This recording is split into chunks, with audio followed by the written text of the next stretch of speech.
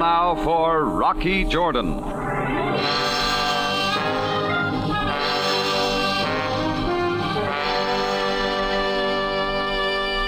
You can't always be right, but with the practice I've had, it doesn't take long to spot a phony. She had on low tan Oxford shoes, service-weight hose that disappeared under the hem of a very new-lookish tweed suit. Her hair was plastered down in a severe updo that left her ears sticking out as perfect resting places for the brown tortoiseshell arms of her glasses. She was carrying a brown leather briefcase, and the end of her nose was tilted just a little as if something smelled. I thought so, too.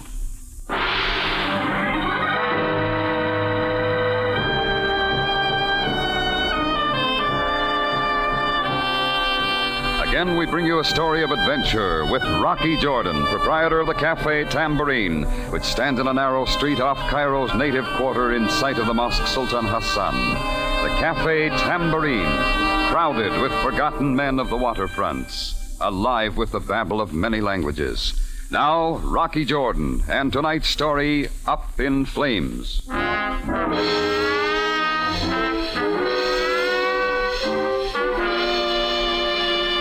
Yeah, from her hairdo to her round-toed Oxford shoes, she looked 100% businesswoman. I mentally turned up my sales resistance to medium and sat back. She learned her lines for the role by heart. Mr. Jordan, I am Miss Bates. I represent the International Fire Insurance Company with head office in New York. I am certain that you already carry fire insurance, but with the rising costs of building materials and good labor, is it adequate to replace your establishment if it were to burn to the ground? Oh, Miss Bates, I am certain it is not, Mr. Jordan. My company, sensing the trend of the upward spiral in replacement costs, has decided to extend for this fiscal period an added inducement policy covering the differential in costs that has developed. Now, look, Miss Bates, no doubt what you say is true, but I'm not interested in any more fire insurance. Mr. Jordan, your attitude is typical. But under the current circumstances, don't you think it would be wise to reconsider? What circumstances, Miss Bates? Surely, Mr. Jordan, you must be aware of the unusual number of major fires in Cairo in the last 3 months. All right, sister, drop the act. What's the pitch? Mr. Jordan, you do me a great injustice. In almost excuse every me. case... Hello, Cafe Tambourine. Hello, Rocky Jordan. Speaking. Oh, Rocky, this is Lefty Miller. I met you in the back room of Gus Gimlick's snooker parlor, remember? Oh, yeah. How's the broken nose and cauliflower ear business? Same as always, Rocky. I'm in a semi-final bout tonight at the American Club. You coming to the fight? Oh, I thought I'd drop in. Why? I'd like to have you come down to my dressing room before my fight. I got a little favor to ask. Why not ask me now? I can't, Rocky. It's something personal. It takes too long to explain over the phone. What do you say, Rocky, huh? Oh, okay, Lefty. I'll stop by. Swell, Rocky. I'll leave a ringside ticket for you at the information desk. Ah, thanks. Don't mention it. See you tonight, Rock. Goodbye. Now, Mr. Jordan, Oh, you still here, Miss Bates? here's my business card. Both day and night telephone numbers are on it in case you wish to reconsider. One never knows when a conflagration might cause irreplaceable loss. Oh, I'm certain one doesn't, Miss Bates. But if I change my mind, I'll let you know. Mr. Jordan, Mr. Agrazian, who owned the frozen food lockers at 937 Kamal Street, Mr. Tanut, who owned the hotel at 3014 Shariel Modafar, and Mr. Shoup, who owned the drugstore at the corner of Akil and Canal, felt exactly as you do. Now, since their establishments have been completely destroyed by fire, they are very glad they reconsidered and took out adequate protection with my company. You might check with them, Mr. Jordan. They might help you to change your mind. With that clincher, she closed the door and left. I decided to check up on her little game, so I ignored her card, looked up the telephone number of the International Fire Insurance Company in the phone book, dialed the number, and asked for the manager. This is Mr. Temple speaking. Who's calling, please? Oh, I want some information about fire insurance. I already have some, but I need more. Will your company issue additional insurance? Oh, indeed we will, sir. In fact, at this very time, our company, sensing the trend of the upward spiral in replacement costs, has decided to extend for this fiscal period an added inducement policy covering the differential in costs that has developed. Oh, that's fine. Now, if I wanted a salesman to call, who might I expect? I will arrange to have our star salesperson contact you in the morning. Her name is Miss Bates. Who is this calling, please? That was what I figured was wrong with the deal. It was too pat. Everything fitted together too well. No flaws. Then maybe Sam could spot one. So I called him. Cairo Police, Captain Zabaya. Jordan, Sam. Well, what is it now, Jordan? How many bodies and where are they? No bodies, Sam. Just me. Is this a pleasure call? Oh, could be. How's about taking the night off and going to the fights at the American Club with me? Oh, I would be delighted, Jordan. Only Commissioner Baromede takes a rather dim view of his men relaxing in such a manner while on duty. Oh, it's too bad, Sam. Some other time then, huh? Sam. Now it comes out. All right, Jordan, let's have it from the beginning. You're in a rut. All I want's some information. I'm waiting. You got any leads on who's been setting all the fires we've been having lately? Jordan, if you know something we do Calm not... down. I haven't got a thing. What about all those fires? Well, every one of them, causes unknown, owners away at the time, no evidence of arson. Luckily, most of them were adequately insured. With the International Fire Insurance Company, Sam? How did you know that, Jordan? Were the claims paid? Every one of them, Jordan. What are you running into? A blank wall, Sam. See you later. I decided to forget about Miss Bates and her fire insurance. I had about 2.5 hours to kill, so I did a very strange thing. Went out into my cafe, sat down, and had a steak on the house. It wasn't bad. Maybe I should do it more often.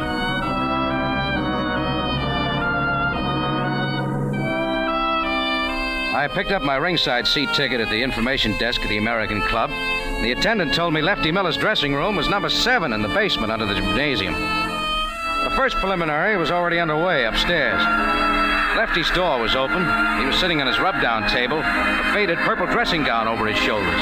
His manager and his sparring partner in second were just finishing tying up his shoelaces. Rocky, come on in.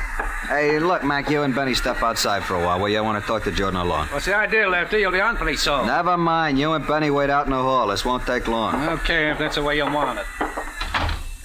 Rocky, Gus Gimlick says you're a right guy, that you don't mind doing a favor now and then. Well, I'll return the compliment when I see him. All right, what is it? I came down to see the fights, remember? This won't take but a minute. Rock, my wallet's in my coat pocket there in the locker. Get it out for me, will you? Sure. This it? Yeah. There's $250 in it. Take the dough out, will you? Okay. Now what? Quick, stick the dough in your pocket. They might come back in. Now, here's the favor. When you go back upstairs, I want you to bet it on tonight's Oh, get the phone for me, will you, Rock? I got my gloves on. Hello? Hello, Jordan. Yes, Sam. How'd you find me? I called the information desk to have you paged on the loudspeaker. They said you were in Lefty Miller's dressing room. That's how. I'll buy that. What do you want, Sam? Jordan, if any of my men stop you as you are hurrying back to the tambourine, tell them you are going to a fire. What's that? I'm trying to tell you, it just came over the teletype machine. The tambourine, your cafe, is on fire. Thanks, Sam. I'm on my way. Hey, Jordan, where you going? I ain't finished. No time to explain, Lefty. I didn't get to use Sam's advice. Nobody stopped me. I pulled up in front of the tambourine. Business was going on as usual, so I wheeled around to the back. There'd been a fire, all right. Seemed the trash barrel had caught on fire and smoked up the back wall of my cafe a little. If this was a practical hint to buy more fire insurance, I didn't like it. I went inside. Miss Bates' card was still on my desk. I called the night number. A man answered, but I didn't hang up. Hello, this is Mr. Temple speaking. Oh, I called earlier today for some information. Oh, you're the gentleman who called. We must have been cut off or disconnected. Yes.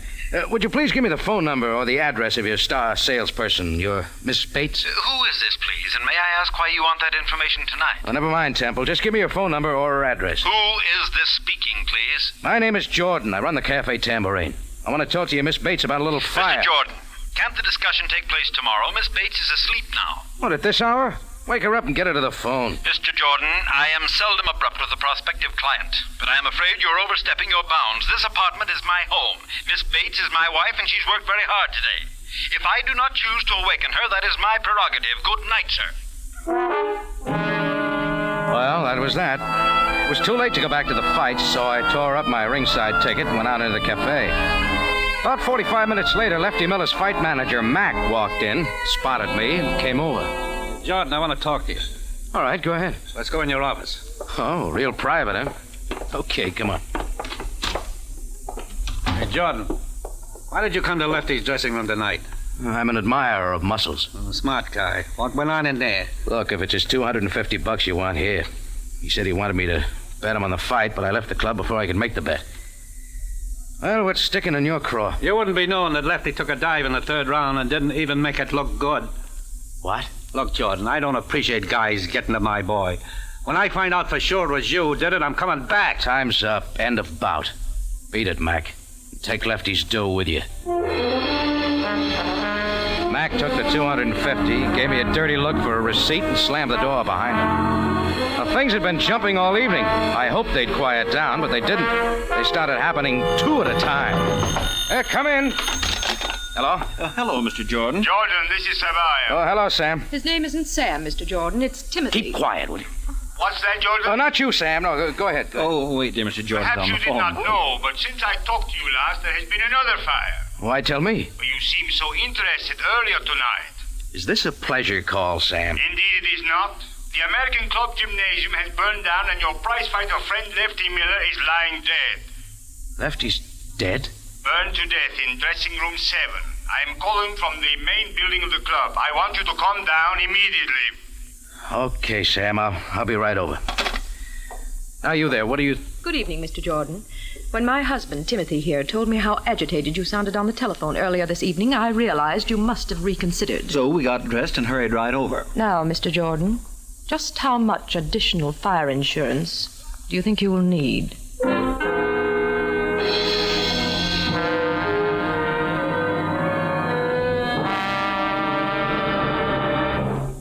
Rocky Jordan returns in just a moment. Now back to Rocky Jordan and tonight's story, Up in Flames.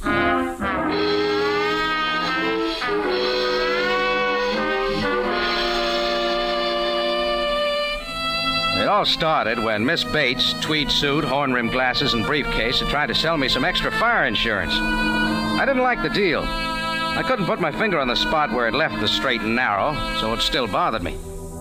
Item 1, the prize fighter named Lefty Miller, who took a dive in the third round of his fight, and his manager blamed me. Item 2, a fire in back of my cafe tambourine.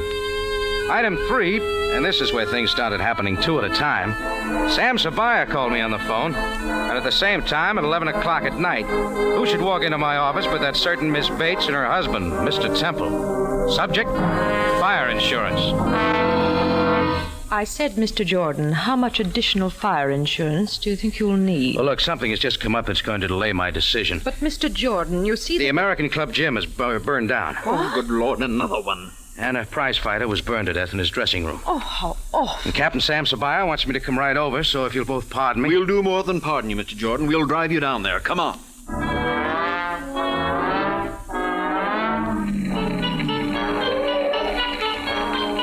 It came out during the ride that the American Club was insured with International. I had a feeling it would be.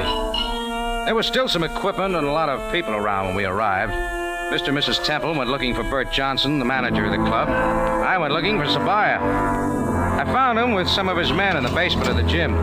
He turned his flashlight on me as I came up. So, Jordan, you finally got here. Yes, Sam, now that I'm here, why were you so anxious for me to come down? I thought perhaps the atmosphere here might induce you to tell me what is going on. Sam, believe me, I would if I could, but But I I can't. can't. You mean you will not? Very well, Jordan. Look around you. Sam began pointing things out with his flashlight. They weren't pretty, especially the body lying beside the burned rub-down table. Sam played his flashlight on the lockers, then over to the wall in the back. He held it steady for a moment on the electric light fuse box. The little metal door was hanging open. Is that what caused it, Sam? No. If there had been a short circuit, the fuse would have burned out. I checked them. None of them is burned out. Any ideas? Perhaps you would like to explain what you were doing here earlier this evening. Lefty Miller phoned this afternoon, said he wanted me to come to his dressing room before the fight. He wanted to ask me a favor. Yes, go on. It turned out he wanted me to bet $250 of his money on the fight. You called before he could do it. That's all, Sam. Thank you, Jordan. I might have known you would not tell me the truth at this time. Sam's like that. This was once I didn't blame him. That didn't make much sense to me either. I knew I should get to Lefty's manager, Mac, before Sam did. I wanted to clear up a few things, so I took off. On the way downtown in the taxi, I figured Gus Gimlick would know where I might find Mac. I checked my watch. If things were running normal in the back room of Gus Gimlick's snooker parlor, they'd be getting the results of yesterday's races short way from the States. Now, we finally pulled up in front of Gus's place. I told the driver to wait. walked down in and through to the back room. Things were running normal. They were waiting for the results of the fifth at Tanforan. It wasn't hard to spot Gus, even in the crowd. He was all Greek and a yard wide. Weighed a little over 300 pounds. He looked up from a form chart as I walked over. Hello, Rocky. You'll have to hurry if you want to get the bed done. The fifth is about to start. Horses are entering the starting. No, thanks just same, Gus. I'll sit this one out. Suit yourself, Rocky. You got something on your mind? Yeah. You know Lefty Miller's fight manager, Gus? His name's Mac. They're all in the starting Yes, I know Mac. He's not very smart, but he's honest. Why? Well, I want to get in touch with him. Know where I might find him? And there they go. Yeah, the fifth race is started. Blue Flash is going to the front. Ernie Keltner is second. Maximilian is third. Day's End is fourth. Flying Knight is fifth. And up in flames. Where can I find him, Gus? Later, Rocky, after the race. Blue Flash in front by a nose. Ernie Keltner is second by 1 length. Day's End is pulling up between horses. It is now third. Maximilian is fourth. Flying Knight and up in flames. Who's the favorite, Gus? Day's End. But most of these guys got bets on the long shot. Up in flames. Up in flames. Ernie Keltner is third. Flying Knight is fourth. Maximilian is fifth. And up in flames. Up in flames.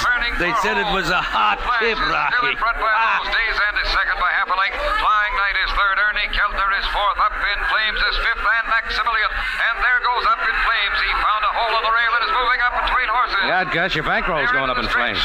It's Blue Flash, Day's End, and up in flames. Now it's Day's End and Blue Flash and up in flames. They're in a drive and coming down to the line of finish. It's Day's End and up in flames. And up in flames gets up to win it by a nose. Day's End is second and Ernie Keltner is third in front of Blue Flash. Too bad, Gus. You can't win all the time. Don't worry, Rocky. I'll get it back. There are still 2 races to go. Now they'll all bet on the long shots. I hope they do, Gus. But to get back to where I can find Mac. Oh, yes. I don't know where he lives, but he hangs around Lefty's apartment all the time. It's 847 St. George Street. 847 St. George Street turned out to be a medium-sized apartment house in a middle-class neighborhood. I paid the driver and walked up the 6 stone steps to the entranceway. The entrance light was burned out, so I scratched a match. The name Lefty Miller was on the mailbox, numbered 311. I started to flick out the match and stopped. Just under it, on the mailbox, numbered 211, was the name Mr. and Mrs. Timothy Temple. It was a mild shock, but I'd been waiting for something like this all evening. Things had to tie together, and maybe this was it. I went upstairs and knocked on the door just under where it said 311. I hoped the door would open. It did. And I got another shock. This one gave me the full treatment. Wow, Rocky Jordan. Come in, come in. It was Lefty Miller, and very much alive. Come on, Rocky. Come on in. I went in. Lefty seemed glad to see me. While I stood there trying to believe my eyes, I noticed on a long table about 5 or 6 radios with their parts scattered all around them. I'm glad you dropped by, Rocky. Did you get that bet down on me to lose? This may come as sort of a mild surprise, Lefty, but not more than an hour ago. I left your dead body lying in 3 inches of sooty water in what was left of dressing room 7 after the fire. My dead body? Fire? What fire? You don't know that the American Club gym burned down? Well, no, Rocky, but what do you mean? There was a body in your dressing room that everyone figured was you. Good Lord, Benny. Benny? Yeah, my sparring partner in second. Rocky, this is awful. They'll say I killed him. Well, did you? No. I'll admit we had a quarrel. I knocked him out, but I didn't kill him. Wait a minute. You said just now, did I get the bet down on you to lose? That's what Benny and I had to fight about. I didn't tell him I was going to take that dive in the 3rd round. And it was a phony dive. Sure, I admit it. Benny bet on me to win. He was sore about it. He swung on me after Mac left. I let him have one on the chin, left him lying on the rub-down table. I turned out the lights, closed the door, and left, that's all. Hey, you didn't bet my money on me to win, did you? I didn't bet you money at all. I gave it to Mac when he came over to my cafe later. So that's where he went. Maybe he figured you got me to take the dive. Why did you? That was Gus Gimlick's idea. I owed him some money. Some horses I bet on decided not to come in. He said if I take the dive in the 3rd round, he'd cancel a debt. That's a quick way to end your fight career. As far as I'm concerned, it's over right now. I wasn't making any dough in a fight game. Not enough bouts. I've been making my rent money repairing radios.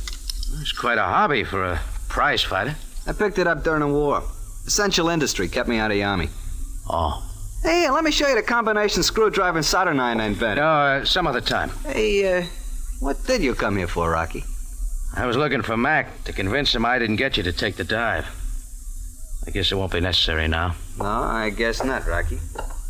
Going already? Yeah, but you'd better stick around. I think you're going to have another visitor. An official one. Lefty shrugged his shoulders, picked up his combination screwdriver and soldering iron, and turned towards the table with the dismantled radios. I closed the door and walked down 3 flights to the front entrance. The timing was perfect. Sam's limousine pulled up at the curb just as I was going down the 6 stone steps. Jordan! Jordan, what were you doing in there? Talking to a very much alive dead man, Sam. You'll find his story very interesting. No doubt, Jordan. The body is not that of Lefty Miller, but of his sparring partner and second Benny Myers. Miller was seen leaving the club quite some time before the fire. Yeah.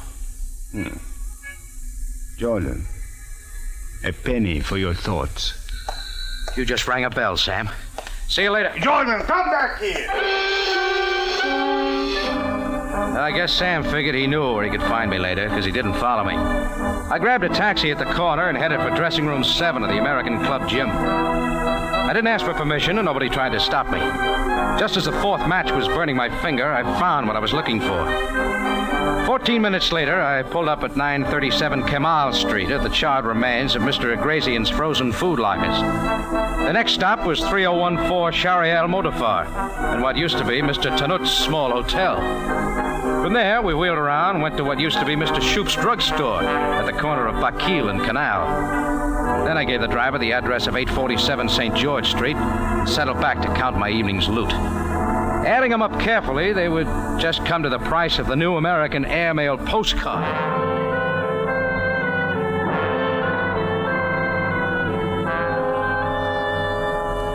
I told the driver to wait, ran up the 6 stone steps and went inside. This time I knocked on the door right under where it said 211. I figured when the door opened, it'd be Timothy Temple. It was, and he was in a bathrobe. Mr. Jordan. Thanks for asking me in, Temple. What do you mean by forcing your way in like this? What do you want, Jordan? I'm onto your game, Temple. Did you ever see these before? You're asking me to identify 4 American pennies, Mr. Jordan? They're yours, aren't they? How would I know? Look, will you please go? Mrs. Temple and I were about to go to sleep. Who is it, dear? What is going on? Oh, Mr. Jordan. Well, you look quite different without your glasses, Miss Bates. Mrs. Temple. Mr. Jordan, I don't know why you forced your way in here like this, but will you please go? We would like to go to sleep. With that radio on in the bedroom? Sounds more like you were dancing. Mr. Jordan, that radio is not in our bedroom. It is in the apartment upstairs. That awful man plays his radio day and night. And what is more, he is a prize fighter, and when Timothy reprimanded him, he offered to knock my husband's block off. We're going to move just as soon as we can find another apartment. It's just possible I could be wrong about you two. What are you getting at, Jordan? Why did you want me to identify those 4 coins? Let me ask one, friend. Who besides you and your wife would know to whom you had sold extra fire insurance? It is odd you ask, Mr. Jordan. My husband and I have tried to keep that information a secret between us, discussing it only here at home. The number of our clients having fires is alarmingly high. The head office is quite disturbed. What would happen if you could prove those fires were deliberately set just to collect the insurance? Why, we could force them to return the money and put the guilty persons in prison. But what makes you think the fires were not accidental? There's no proof. I've got the proof, Temple. Wait a minute. You stay right here. I've got an idea. I left Mr. and Mrs. T looking at each other without saying a word. I didn't count the steps between 211 and 311, but there weren't many. I tried the door of 311. It wasn't locked, so I opened it. And here they are. Lefty was gone. The music was coming from one of the radios. I walked over and turned it off.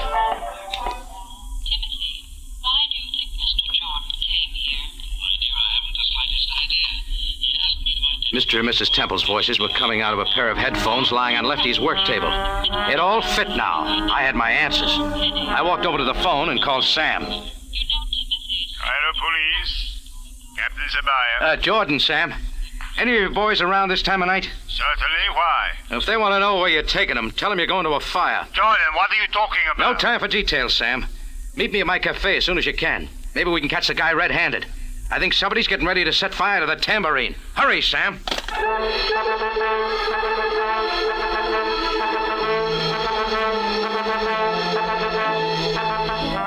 When we pulled up in front of the Tambourine, there was no sign of Sabaya. I tossed the driver a 5-pound note and reached for my keys as I crossed the sidewalk. Except for the little service light in the back of the bar, the cafe was dark. I opened the front door, started for my office. I figured I'd find him there. I was just about even with the foot of the stairs going up to my room over the office when the upstairs door opened and he was framed in the light. I started up the stairs after him. He met me halfway and proved the theory that what goes up must come down. We untangled at the foot of the stairs and I swung on him. I should have known better. He was a trained fighter. He caught me right in the button and I went backwards against one of the service tables full of glasses and silverware. I got up and started for him again. His back was to the front door. Just then, Sam, with full siren, pulled up out front. My opponent turned. His chin was silhouetted against the glare and the headlights, and I let him have it. For the second time in one night, Lefty Miller took a dive. Only this time, it wasn't fate.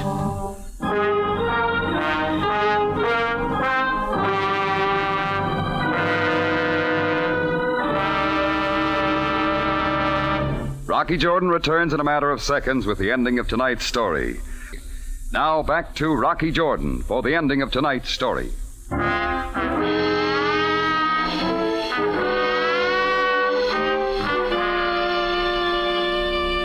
I'll say this for Sam. When you really need him, he's right there. If there were more like him, the world would be much better off. But as usual, he wanted all the details. And from the beginning. All right, Jordan. How did you know we would find Lefty Miller here in your cafe? Well, Sam, it just figured. When I heard Mr. and Mrs. Temple's voices on the earphones in Lefty's room, I knew he'd been listening in on him. Maybe first as a gag, but he was the only one besides the Temples who could have known who they'd sold fire insurance to. So he was the one who had gotten the owners to agree to let him fix up the accidental fires. Exactly. He convinced them that he could do the job, and when they collected the insurance money, all he wanted was a percentage of the profits. Jordan, how did you figure out he did it? Well, first of all, Lefty was an electrician, fixed radios. He also had invented a combination screwdriver and soldering Jordan, iron. Keep it simple. Oh, I will, Sam. He went to those places and did a little work on a light switch. A couple of drops of solder in the right place, and he put a penny behind the fuse to keep it from burning out when the short developed. All the owner had to do was to turn out the lights, lock up the joint, go someplace where he'd have a perfect alibi. After a while, the short would develop, and the penny behind the fuse kept it from burning out, and there you have it. Fire. Cause unknown. Well, you still haven't told me why you knew he would be here at the Tambourine. It's the pattern, Sam. Lefty's sparring partner, Benny, must have caught on to him. So after Lefty knocked Benny out, he fixed the light switch in the dressing room, put the penny behind the fuse, turned off the lights, closed the door, and left. Perfect alibi. But the Tambourine, George. Oh, that follows, Sam. He'd fixed the light switch in my bedroom. I'd come in and figure I'd forgotten to turn the light off. Finally, I'd turn it off and go to bed. Then when I was asleep, the short would develop. No Tambourine, no Jordan. Up in flames. Up in flames? You don't miss a bet, do you, Jordan?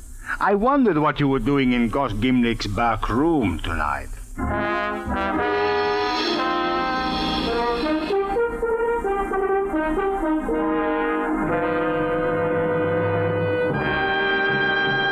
Rocky Jordan is presented from Columbia Square in Hollywood and stars Jack Moyles in the title role. Tonight's story was produced, written, and directed by Cliff Howell with original music by Milton Charles. This is CBS, the Columbia Broadcasting System.